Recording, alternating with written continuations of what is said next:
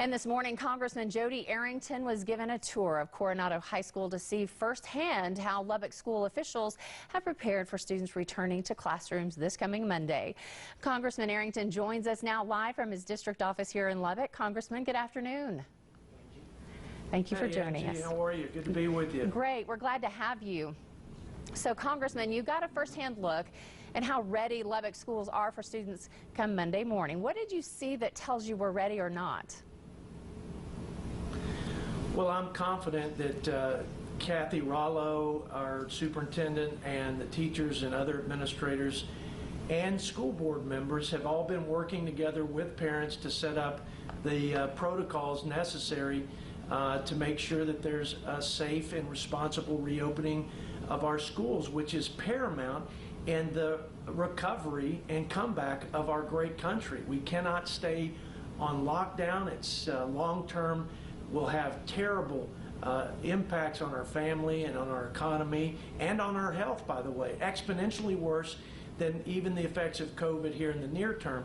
And secondly, and most importantly, it's best for our kids, for their physical, mental, and emotional and social well-being, to be in that structured environment and to have teachers who care for them, providing a great education, and it's the best way for them to learn. And I'm glad that Lubbock Independent School District is leaning into that. The parents voted 70% want their children to go to school, 30% will be 100% online, and they have the freedom to choose that. It's optimal to have them in the classroom, but if parents are still a little nervous, then they get to make that choice, and I think that's the right approach. Absolutely. Well, changing directions now, can you share with us your thoughts on Joe Biden's choice for running mate? Yeah, I think his choice for running mate is a reflection of the Democrat Party that has lurched to the extreme left. I mean, we all remember Kamala Harris raising her hand when they asked if she was for open borders and for paying or giving free, quote unquote, health care to people who are here illegally. She wants to take private health insurance away from 170 million Americans. I mean, the bottom line is she aligns with the Democratic Socialist agenda.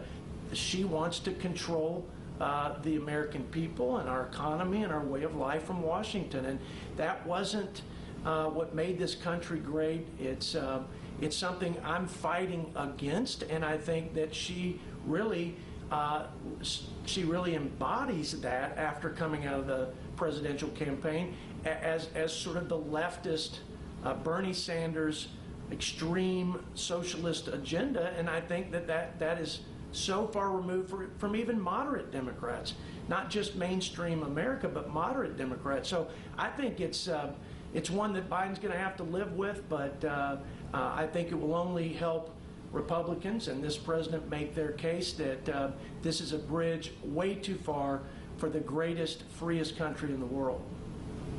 All right, and lastly, what is your opinion on the possibility of delayed presidential election? Do you think that's a possibility?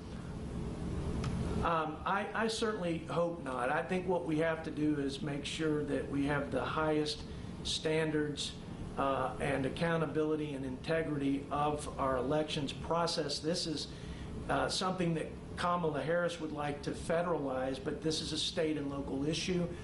Mail-in ballots for those folks who vote absentee because they can't go to the ballot box is one thing, but mass mail-in ballots is a recipe for disaster, and we don't have the infrastructure in place, we don't have the safeguards, and there are examples throughout the country at the local, state, and national level where it has been fraught with abuse and corruption. So we cannot allow for that because there's so much at stake in this election.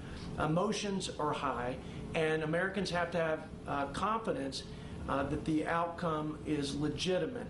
And so I just think the way to handle that is to make sure that we don't go through this mass mail-in process and buy into that. We can get to the ballot box.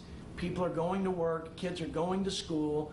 There's certainly a safe way for everybody at whatever comfort level they have to get to the ballot box, cast their vote, and make sure that that vote counts. That's the most important thing. And by the way, that confidence and that integrity is the cornerstone of our democracy, and we need to protect that at all costs. Absolutely. Congressman Jodey Arrington, thank you so much for your time and the opportunity for West Texas to see where you stand on those current events. We're glad you could join us this afternoon. Go West Texas.